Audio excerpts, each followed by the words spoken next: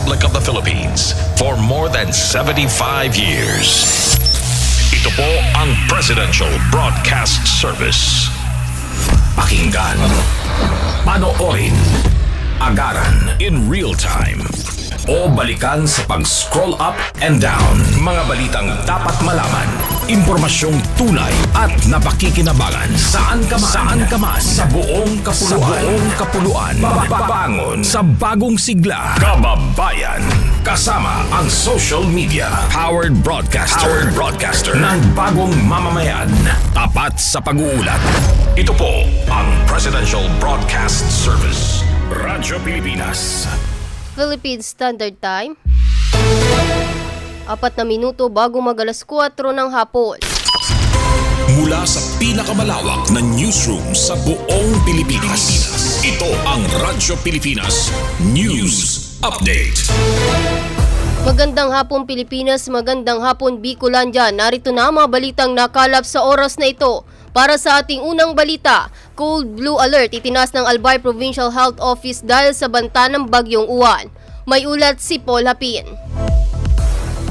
Radyo Pilipinas Report. Itinaas ng Albay Provincial Health Office ang Code Blue Alert simula ngayong November 7 bilang paghahanda sa posibleng epekto ng Tropical Storm Fungwong o Bagyong UWAN sa lalawigan. Batay sa DRRMH Memorandum No. 7 ng Albay Provincial Health Office, ang Code Blue Alert ay nangangahulugang 50% ng mga tauhan at kagamitan ng mga ospital at health facilities ay nakahandang imobilisa upang tumugon sa mga emerhensya. Inatasan ng lahat ng municipal, district at provincial hospitals, pati na rin ang mga city at rural health units na i-activate ang kanilang Health Emergency Operations Center sa loob ng 24 oras. Kabilang din sa mga direktiba ang pagtiyak sa sapat na supply ng gamot at logistics, pagbuo ng standby emergency response teams at pagbibigay ng technical na tulong sa mga evacuation centers at stranded passengers. Kasama rin sa kautusan na pagsasagawa ng rapid health assessment matapos ang landfall ng bagyo at ang mahigpit na pagpapatupad ng COVID-19 preventive measures sa mga evacuation sites. Mananatili aniya ang Code Blue Alert hanggang tuluyang mawala ang banta ng Bagyong UWAN sa lalawigan ng Albay. Para sa Bagong Pilipinas, Polapin, Radyo Pilipinas, Radyo Publiko, Albay.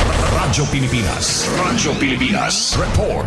LGU Daraga, puspusan na ang paghahanda sa Bagyong UWAN. May ulat si Diana Mendez. Radyo Pilipinas Report. Nagsagawa na ng coordination meeting ang lokal na pamahalaan ng Daraga kasama ang iba't ibang concerned agencies bilang paghahanda sa paparating na severe tropical storm UWAN. Pinangunahan ito ni Daraga Mayor Victor Perete kasama ang mga kinatawan mula sa Daraga PNP, BFP Daraga, Municipal Disaster Risk Reduction and Management Office, Public Safety Office, Civil Society Organization at mga namumuno sa bawat departamento para sa mahusay na kahandaan at patiyak ang kaligtasan ng mga residente sa inaasahang bagyo. Kaugnay nito, inihayag ni Mayor Perete na nakahanda na ang mga response team, relief operations team at mga evacuations plan sa bawat barangay. Hinikayat din ni Perete ang mga residente na patuloy na sumubaybay sa mga opisyal na anunsyo ng lokal na pamahalaan, lalo na sa isasagawang preemptive evacuation. Para sa Bagong Pilipinas, Diana Mendez, Radyo Pilipinas, Radyo Publiko, Albay. Radyo Pilipinas Report. Activated na ang Disaster Response Group at nakatakda na ring i-deploy ang rescue at response personnel ng Coast Guard District Bicol sa mga pangunahing area ng rehiyon bilang parte ng heightened preparedness measure para sa severe tropical storm UWAN. Sa datos ng Coast Guard District Bicol, 547 personnel, 9 na land assets at 18 floating assets ang nakastandby para sa agarang deployment sa iba't ibang bahagi ng rehiyon at upang magbigay suporta sa evacuation, rescue at relief operations. Dahil inaasang maagang mararamdaman ang epekto ng bagyo sa Catanduanes, Sorsogon at Masbate, ipapadala ang unang batch ng DRG personnel sa mga nasabing lalawigan. Habang bukas, ipapadala ang sunod na batch na personnel sa lalawigan ng Camarines Sur at Camarines Norte para magbigay asistensya sa preemptive evacuation, search and rescue readiness, rapid damage assessment at humanitarian response. Ang mobilization ay sumasalamin sa proactive efforts upang masigurong maging ligtas ang mga high-risk na komunidad. Samantala, 24/7 naman na nakamonitor ang command center ng ahensya at nananawagan sa publiko na sundin ang mga opisyal na abiso at iwasan ang unnecessary sea travel. LGU CAMALIG, handa sa posibleng epekto ng Bagyong UWAN. Zero-CASUALTY tinutukan. May ulat si JM Olarte. Radyo Pilipinas. Radyo Pilipinas. Report. Isinagawa ng Municipal Disaster Risk Reduction and Management Climate Change Adaptation and Mitigation Council ng CAMALIG Albay ang ika-4 na full council meeting ngayong araw, November 7, 2025 upang paghandaan ang severe tropical storm UWAN na posibleng maging super typhoon. Pinangunahan nito ni na MDRMO Chief Romel B. Negrete Jr. at CAMALIG Mayor Carlos Erwin G. Baldo Jr. kasama ang iba't ibang ahensya at stakeholders. Ayon sa Pag-asa, inaasahang magdeklara ng tropical cyclone wind signal number 3 sa Albay at posibleng umabot ito sa tropical cyclone wind signal number 5 ang bagyo. Ang pinakamalapit na paglapit ng bagyong UWAN sa Albay ay sa darating na linggo, November 9, sa pagitan ng alas 12 ng tanghali at alas 2 ng hapon na magdudulot ng 100 to 200 mm ng ulan. Dahil dito, inihanda na ang localized evacuation sa mga apektadong lugar simula Sabado ng hapon o Linggo ng umaga kasama ang pagtaas ng red alert status ng Emergency Operations Center o EOC. Ayon sa CAMALIG Public Information Office, patuloy ang pag-update ng mga barangay sa kanilang population at risk at Barangay Disaster Risk Reduction and Management Plans o BDRRMPs. Iniulat ni Negrete na 5,611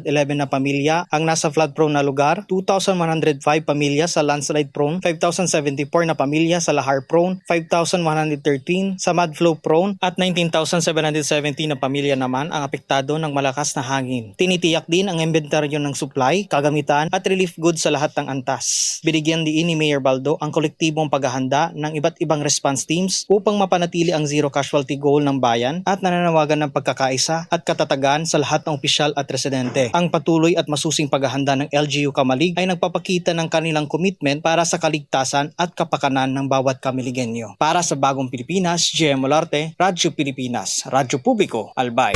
Radyo Pilipinas. Radyo Pilipinas. Report. Para sa ating huling balita, NIA BICOL, puspusan sa paghahanda sa severe tropical storm UWAN. May ulat si Jennifer Polinar.